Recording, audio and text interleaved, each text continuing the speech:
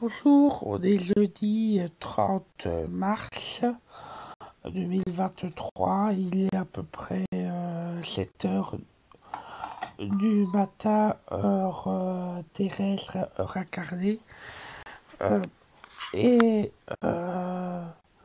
je viens de refaire un rêve prémonitoire, vision, où j'avais la petite fille que j'étais quand j'ai commencé à avoir ces visions qui me faisaient peur.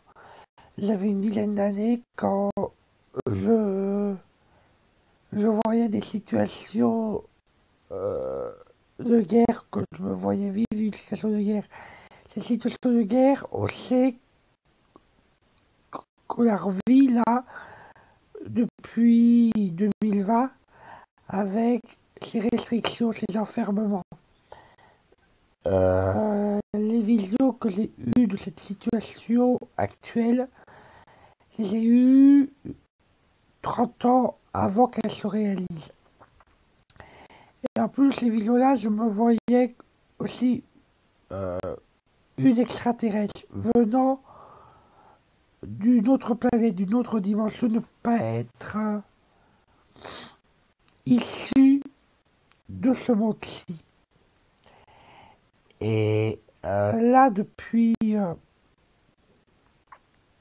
2 ans à peu près, j'ai des visions que je vais vivre dans les mois, dans les années, je peux pas dire comme c'était vision, mais dans cette vision, elle a mis 30 ans à se réaliser. Donc là, je vois une vision comme quoi je vais devoir quitter la ferme familiale en Creuse où pourtant je me sens bien, où je me sentais bien parce que maintenant, je me sens comme une étrangère même dans cette ferme familiale.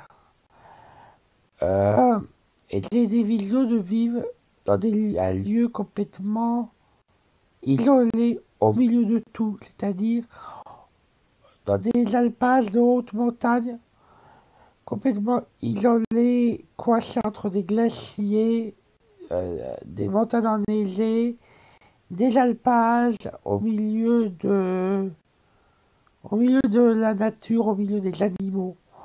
Je vois ça, ou je vois aussi d'autres visions de me voir dans des déserts. C'est-à-dire, soit dans des déserts de glace, entre des forêts, euh, entre des étendues de neige, de glace, ou dans des étendues de sable.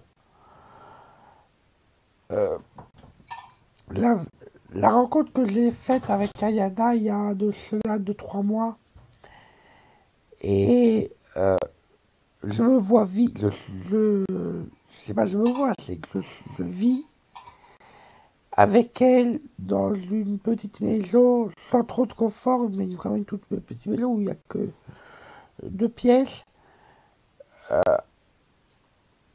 en Ontario, et cette maison est accolée à la forêt boréale et avec des sensations comme si je vivais physiquement dans ce lieu. Voilà. Euh, je sais que quand j'étais gamine, quand je racontais mes visions, mes rêves prémonitoires à ma mère, elle me prenait pour une folle. Elle me disait que j'étais schizophrène, qu'il fallait que je me soigne et tout. Et finalement, j'étais pas si schizophrène que ça parce que les visions que j'avais quand j'étais gamine se sont réalisées là en 2020, c'est-à-dire euh, une trentaine d'années plus tard. Les visions que j'ai, les ressentis que j'ai aussi de mes voyages astro, de mes connexions mentales avec Ayana, euh, ces visions de vivre ailleurs, complètement dépossédé de tout, dépossédé volontairement de tout.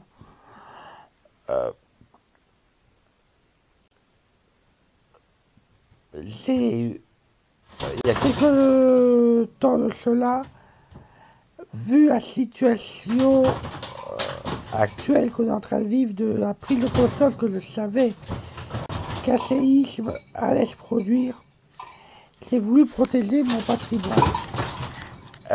Avec tout le patrimoine que mes aïeux m'ont laissé, j'ai pu déjà préserver à peu près 500 000 euros que j'ai réinvesti dans des biens immobiliers, dans des pierres précieuses, dans de l'or. Là, depuis quelques semaines, j'ai envie de garder que ces biens immobiliers,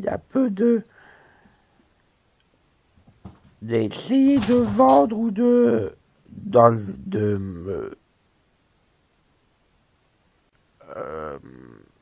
me débarrasser de tous mes autres biens intérieurs, d'essayer de, je sais pas, d'aider des gens, de vendre à prix coûtant de juste, pour pas faire de profit, mais juste, je sais pas, de continuer à assurer mon fonctionnement encore dans cette pseudo-fiction factice, matérielle. Là, quand j'ai réouvert les yeux après ce rêve, là, dans cette maison, dans cette ferme creusoise, des fois j'ai l'impression que les murs n'existent pas, le toit n'existe pas, que je suis en pleine nature et j'ai l'impression là de même plus reconnaître des fois la maison, cette maison que je connais depuis 48 ans. J'ai l'impression d'être complètement ailleurs, que cette réalité incarnée change au fur et à mesure que je prends conscience de mes dons, de mes pouvoirs intrinsèques. Dans cette réalité physique incarnée, je sais que je me suis perdu pendant des années dedans. Entre 2010 et 2018, à un moment où j'alternais beaucoup dans les affectations, je changeais beaucoup de lieu d'affectation dans cette entreprise privée qu'est la République française en tant que bon petit soldat de l'État, parce que je me sentais pas à ma place nulle part, ou plutôt que je me sentais déjà être un être de l'univers, pas attaché à un lieu, mais être attaché à l'univers, attaché à Gaïa. En 2010, j'étais en région parisienne. Je suis passé après par le Massif central, j'ai fait la Creuse, le Puy-de-Dôme, la Haute-Loire, l'Allier, avec 2 lieux dans l'Allier, Moulins et Montluçon. Comme ma mère a quitté son corps physique, je me suis senti aussi le besoin de changer de lieu. Et avec une relation avec une ex, je suis parti sur le littoral en Charente-Maritime. Et après, j'ai eu besoin de non pas de voyager, mais d'aller à la rencontre des êtres vivants qui m'appelaient sous d'autres horizons. Ces êtres vivants, qu'ils soient du monde humain, ou du monde animal, ou du monde végétal, parce que je suis appelé par tous les règnes, m'ont amené dans le Lot-et-Garonne. Ils m'ont amené aussi dans ces Pyrénées françaises, espagnoles, catalanes et de Navarre. J'ai fait des rencontres de très belles âmes dans ces lieux. J'ai ressenti l'appel de les pierres, l'appel des arbres, l'appel des animaux très intensément dans ces Pyrénées catalanes et de Navarre.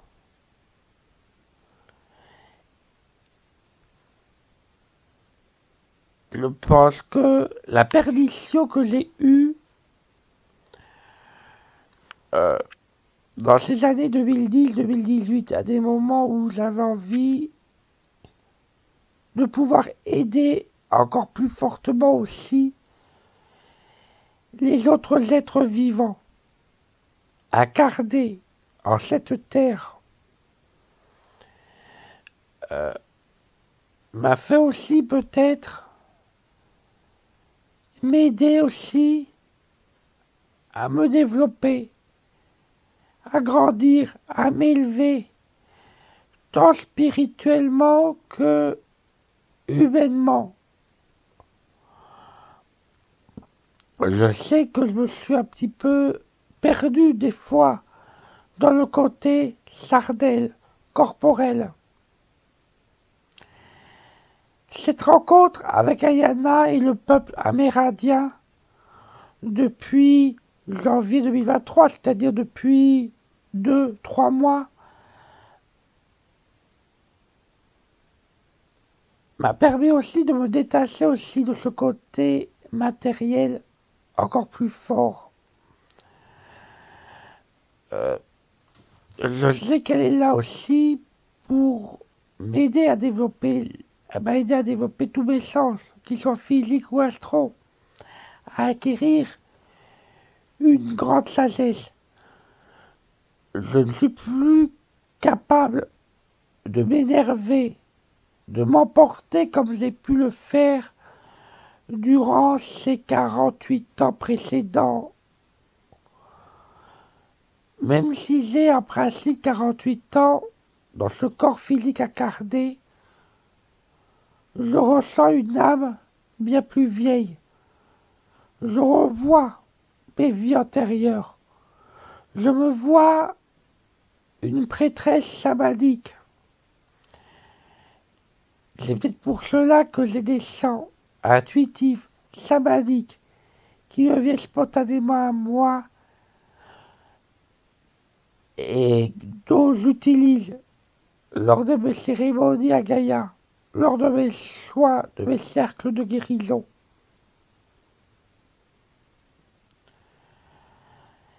Cette grande sagesse que j'ai acquise me permet un calme qui me permet aussi de résoudre des conflits qui peuvent survenir entre êtres vivants.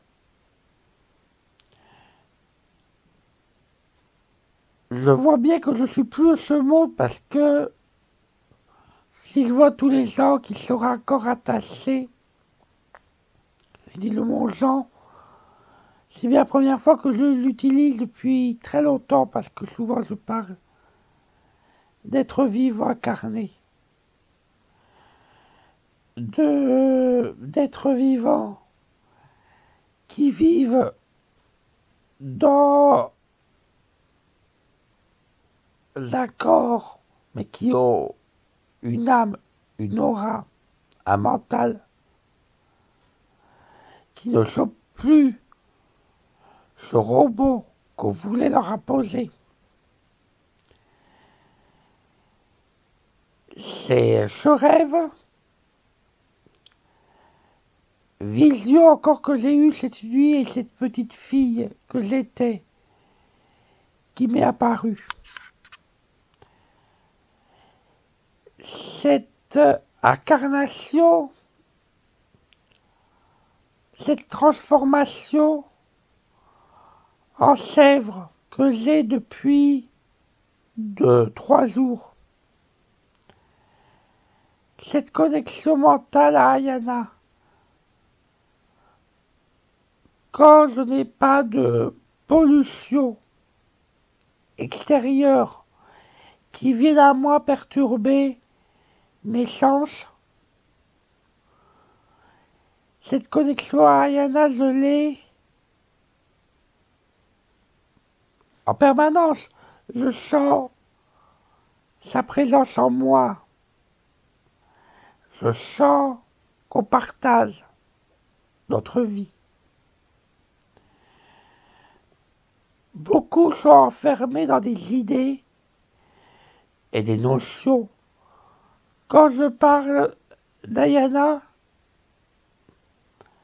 et que je dis que je suis en couple avec elle, certains êtres qui sont justement trop enfermés dans le cartésien me prennent pour une folle. Eux, ils considèrent la notion de couple telle qu'on leur a appris, telle qu'on les a formatés dedans. Un couple n'est pas forcément corporel, charnel, matériel. Un couple peut être dans l'amour universel, peut être dans l'énergétique. Certains êtres qui sont pleinement dans ce monde spirituel, pas seulement dans des religions monothéistes, mais dans des religions aussi polythéistes, vivent pleinement cette notion de couple énergétique, cette relation sans nom est difficilement transposable pour ces êtres qui vivent une réalité trop incarnée, je vais dire, trop cartésienne, trop rattachée à un monde matériel. Beaucoup sont rattachés à un monde de l'argent. Ils pensent que sans argent, on ne peut pas vivre, que sans argent, on ne peut pas exister. L'argent n'est rien. De toute façon, on le voit en ce moment avec ce séisme. L'argent n'a plus aucune valeur. La valeur, c'est ce que l'on a dans notre cœur. C'est les valeurs dans lesquelles on croit, c'est les valeurs qu'on incarne, c'est les valeurs dans lesquelles on est aligné. Le véritable argent, c'est la joie, c'est le bonheur, c'est l'amour universel, c'est la lumière que l'on peut transmettre, que l'on peut recevoir, que l'on peut partager tous ensemble. Que ça soit entre êtres humains, entre êtres vivants, sans aucune discrimination. Être vivant du monde animal, du monde végétal, du monde minéral.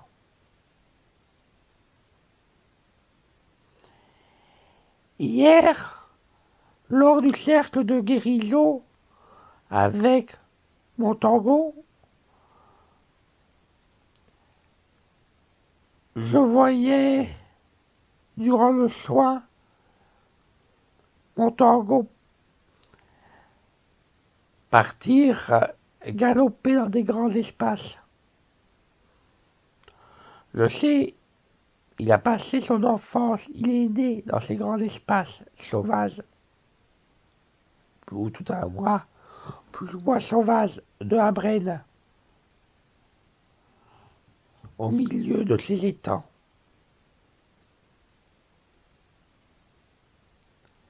Ces visions, je les ai, de plus en plus je ressens l'autre. Je ressens l'énergie que je peux leur transmettre. Cette énergie qui peut leur faire du bien, qui peut guérir tous leurs maux. Ce monde du Big Pharma, ce monde des médicaments, ce monde de la nourriture terrestre et fabriquée. On peut exister, être incarné physiquement, sans ressentir de problème, dès lors qu'on est aligné, qu'on ne fait qu'un avec les éléments, avec Gaïa.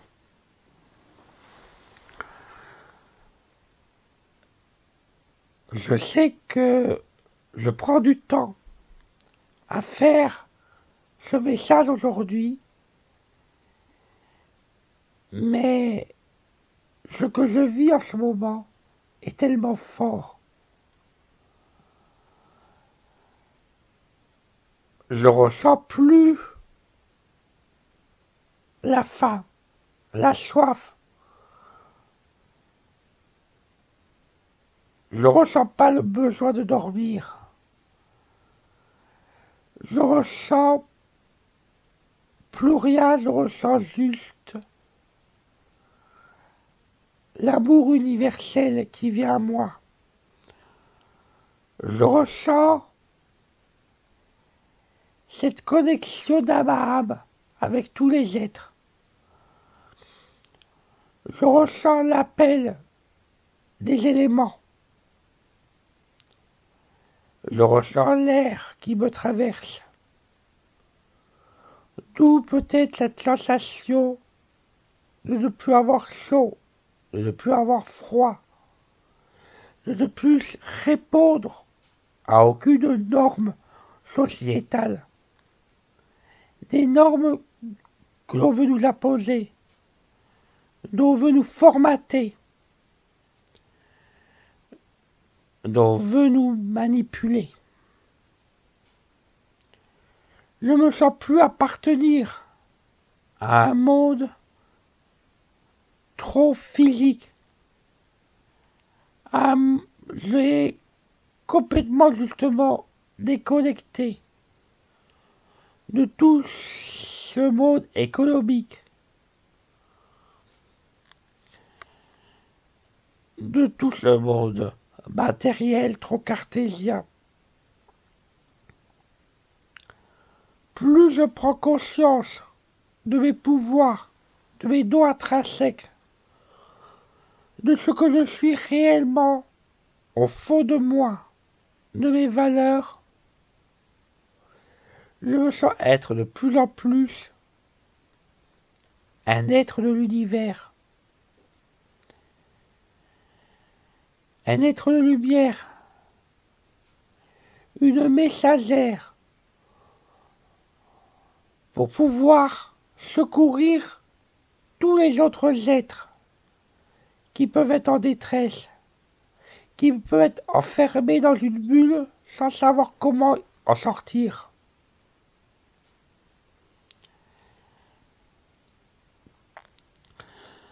Rien n'arrive dans ce monde par hasard. Tout est inscrit. On l'appelle comme on veut. Chemin de vie. C'est notre âme qui guident nos pas. Je n'ai plus notre tête ou quoi que ce soit. L'éducation est un leurre. Le vrai sens de notre vie, nous, comment on s'éduque, comment on s'élève par l'univers. On s'élève par les éléments.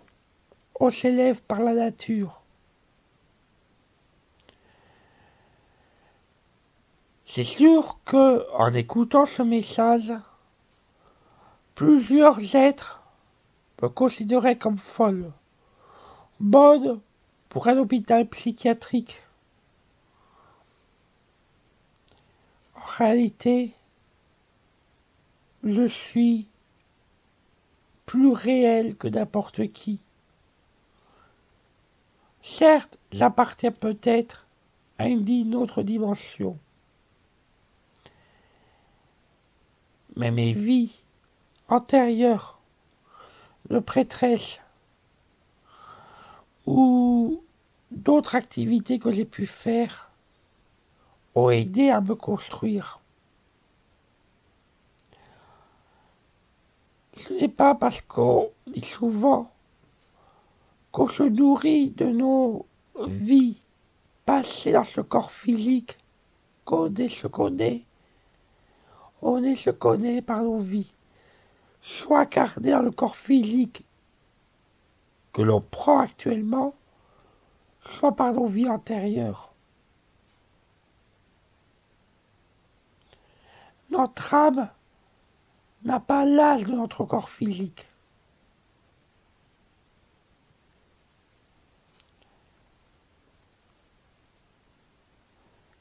C'est un message d'espoir, de joie, de bonheur, d'amour universel que je veux vous transmettre aujourd'hui, et pour vous dire de reprendre ce que vous avez en vous, de croire en vous, de ne pas vous laisser imposer quoi que ce soit.